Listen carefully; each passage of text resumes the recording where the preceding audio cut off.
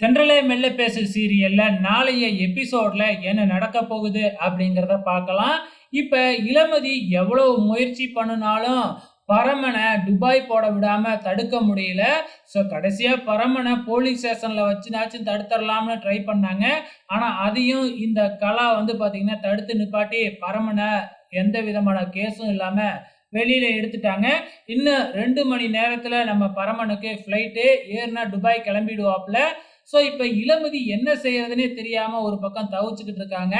அதே நேரத்துல இங்க இளமதியோட அப்பா பாத்தீங்கன்னா பயங்கர கோவத்தோட ஒரு கத்திய வாங்கிக்கிட்டு கிளம்பிடுறாப்ல. அவரு எதுக்காக கத்திய வாங்கி இருக்கிறாரு அப்படின்னு பாத்தீங்கன்னா, பரம இப்ப கேஸ்ல இருந்து தப்பிச்சுக்கிட்டாப்ல இல்லையா, தன்னோட பையனை கொன்னது பரமன் தான் அப்படிங்கிற மாதிரி இதுவரைக்கும் நினைச்சுக்கிட்டு இருக்கிறாரு இல்லையா. அதனால பரமனை இந்த நாட்டை விட்டு போக விடக்கூடாது அப்படின்னு சொல்லிட்டு நம்மளே தீர்த்து கட்டிடணும் அப்படின்னு பிளான் பண்ணி கத்திய வாங்கிக்கிட்டு பரமனை போய் குத்த போறாரு. இதனால பரம வெளிநாட்டுக்கு போக முடியாம ஆக போகுது. ஹாஸ்பிட்டல்ல அட்மிட் பண்ணி எப்படியும் பரமனை காப்பாத்திடுவாங்க.